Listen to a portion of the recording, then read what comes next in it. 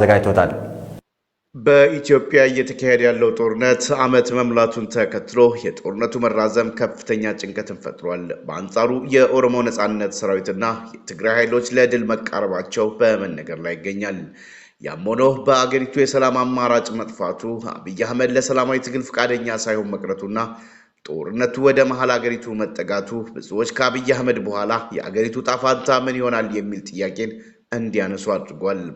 በትናንትናው ዕለት ለአገሪቱ ህዝብ አንድ እርምጃ ወደፊት ነው፣ ተስፋም ይሰጣል ብለን እናስባለን ያሉ 9 የኢትዮጵያ የፖለቲካ ኃይሎች በዋሽንግተን ዲሲ በመሰባሰብ የኢትዮጵያን የሽግግር መንግስት ለማቋቋም የሚያስችል ሁኔታን ለመፍጠር ያለ ገደብ በትብብር ለመስራት ስምምነት ተፈራርመዋል።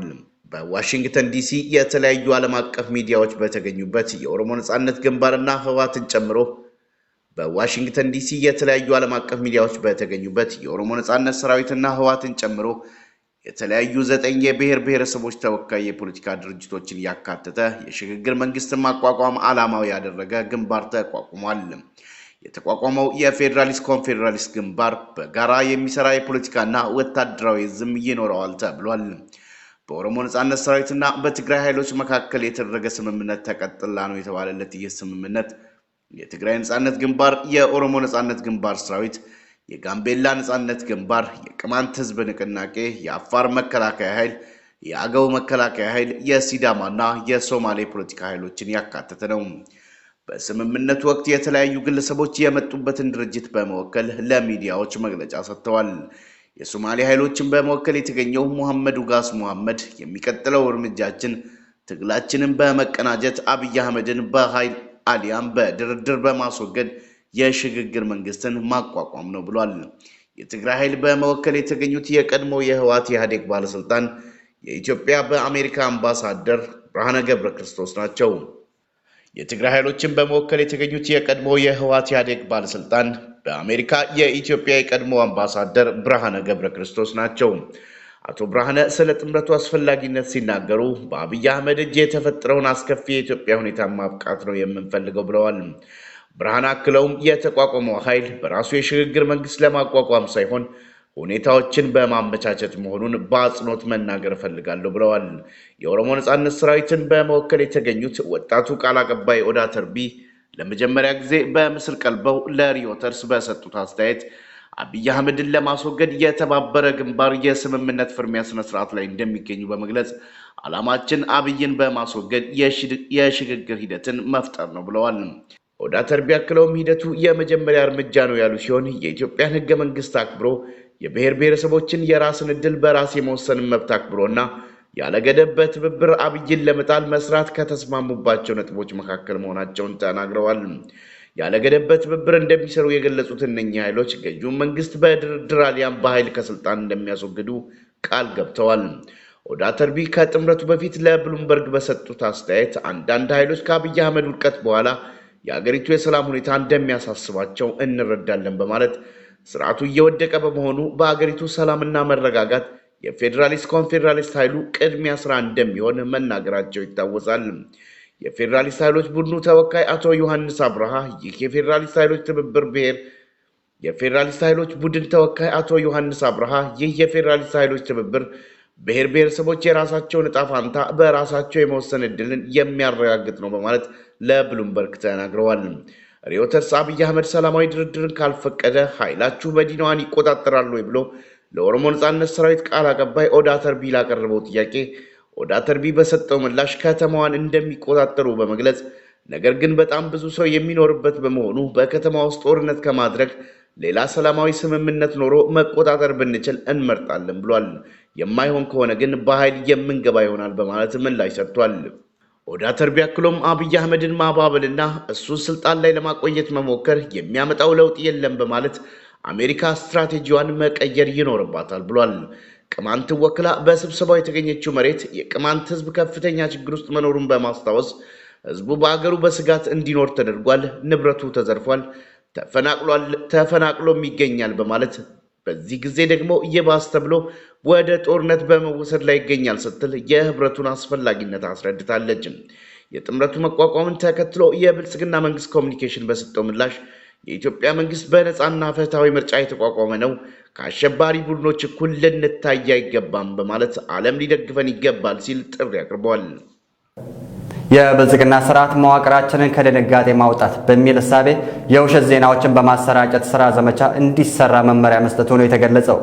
የብልጽግና ስርዓት የውሸት ዜናዎችን በማሰራጨት ህዝቡን የማደናገር ስራዎች እንደ አንድ የትግል ስልት ሆኖ ስራ ላይ እንዲውል መመሪያ ማስተላለፉን ከስርዓቱ ውስጥ የተገኙ የመረጃ ምንጮቻችንን ለማወቅ ተችሏል።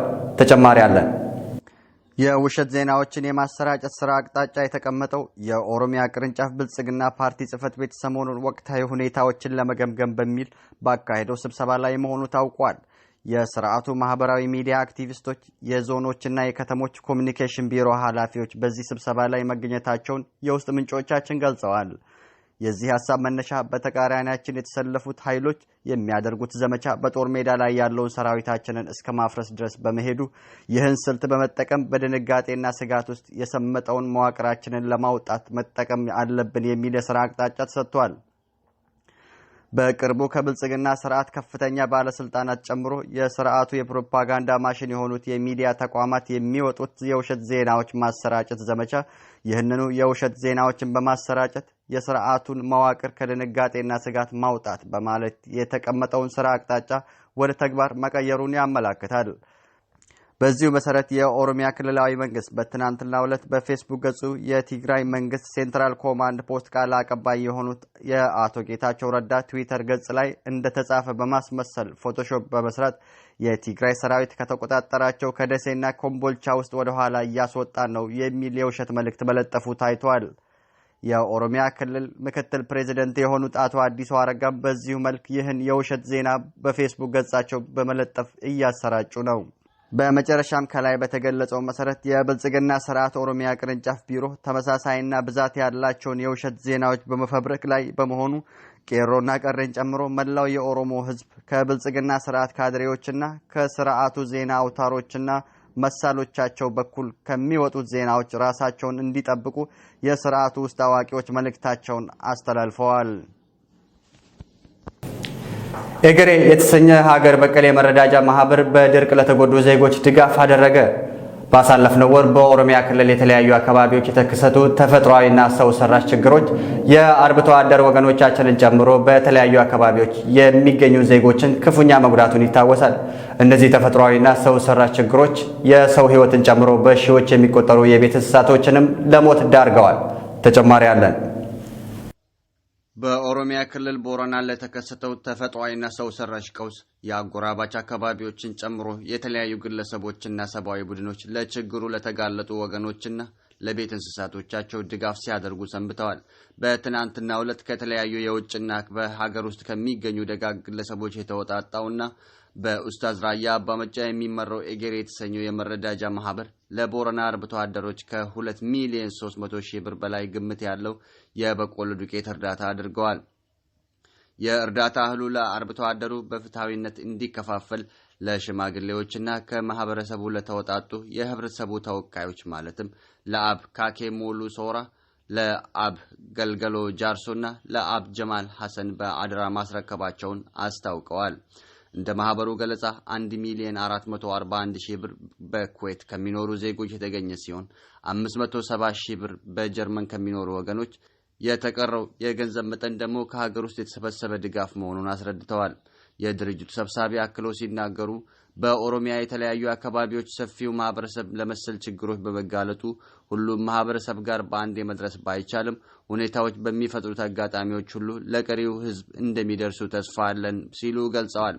በመጨረሻም ይህ እርዳታ ለህዝቡ እንዲደርስ የበኩላቸውን ለተወጡ ሁሉ ልባዊ ምስጋናቸውን አቅርበዋል። የተባበሩት መንግስታት የጸጥታው ምክር ቤት ባለፈው አርብ በተቀመጠው ስብሰባ በኢትዮጵያ ጦርነት እንዲቆም በሙሉ ድምጽ ጥሪ ማቅረቡን ሮይተርስ ዘገበ። ስብሰባው እንዲካሄድ አየርላንድ፣ ኬንያ፣ ኒጀር፣ ቱኒዚያ፣ ሴንት ቪንሰንት እና ዘግሪነድስ የጠየቁ ሲሆን የምክር ቤቱ አባላት በሙሉ ድምጽ የኢትዮጵያ ጦርነት እንዲቆም ጠይቀዋል። በጦርነቱ የተሳተፉ ያሉ አካላት መከፋፈልና ግጭትን የሚያበዛ የጥላቻ ንግግሮችን ከማድረግ እንዲቆጠቡ የምክር ቤቱ አባላት ጠይቀዋል ሲል ሮይተርስ ዘግቧል። በተባበሩት መንግስታት የኢትዮጵያ አምባሳደር ሊንዳ ግሪንፊልድ ምክር ቤቱ ወሳኝ በሆነና በአንድ ድምጽ በአገሪቱ ጦርነት እንዲቆም ጠይቀዋል ማለታቸውን ዘገባው አንስቷል።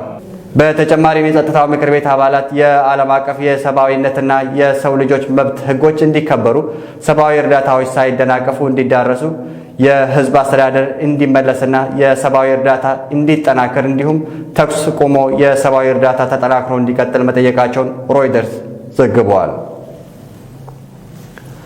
ቱርክ በኢትዮጵያ በጦርነት ላይ ያሉ አካላት ጦርነቱን እንዲያቆሙ ጠየቀች። የቱርክ የውጭ ጉዳይ ሚኒስትር በትዊተር ገጹ በሰጠው መግለጫ በኢትዮጵያ ያለው ግጭት ሀገራቸውን እንዳሳሰበና ጉዳዩን በቅርበት እየተከታተሉ መሆኑን በመግለጽ በአስቸኳይ የተኩስ አቁም ስምምነት ተደርጎ በሀገሪቱ ሰላምና መረጋጋት እንዲፈጠር ጥሪ አቅርባለች። ሁሉም ፓርቲዎች ለድርድር እንዲቀርቡ በማሳሰብ ሀገራቸው ችግሩን ለመፍታት በሚደረገው ሂደት ውስጥ የበኩሏን ለመወጣት ዝግጁ መሆኗንም ገልጿል።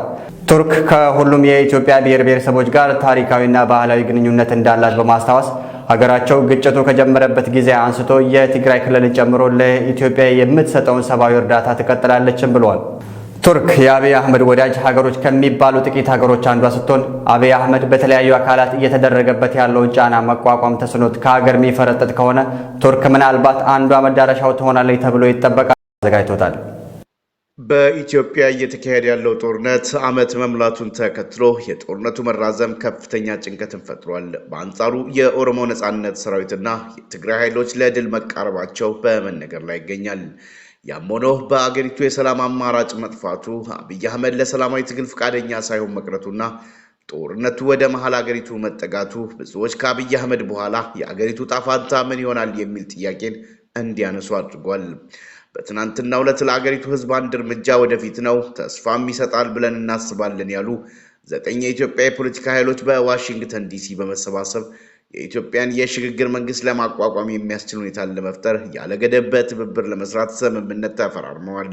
በዋሽንግተን ዲሲ የተለያዩ ዓለም አቀፍ ሚዲያዎች በተገኙበት የኦሮሞ ነጻነት ግንባርና ህወሓትን ጨምሮ በዋሽንግተን ዲሲ የተለያዩ ዓለም አቀፍ ሚዲያዎች በተገኙበት የኦሮሞ ነጻነት ሰራዊትና ህወሓትን ጨምሮ የተለያዩ 9 የብሔር ብሔረሰቦች ተወካይ የፖለቲካ ድርጅቶችን ያካተተ የሽግግር መንግስትን ማቋቋም ዓላማው ያደረገ ግንባር ተቋቁሟል።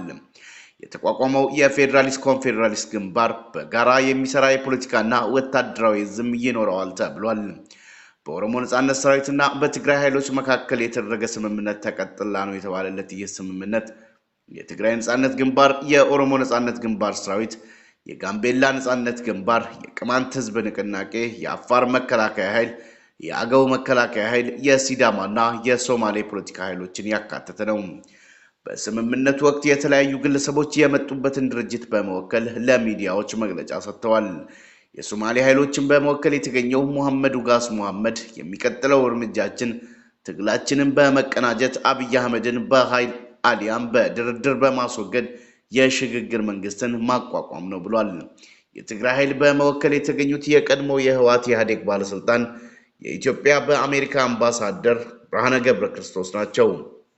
የትግራይ ኃይሎችን በመወከል የተገኙት የቀድሞ የህወሓት ኢህአዴግ ባለስልጣን በአሜሪካ የኢትዮጵያ የቀድሞ አምባሳደር ብርሃነ ገብረ ክርስቶስ ናቸው። አቶ ብርሃነ ስለ ጥምረቱ አስፈላጊነት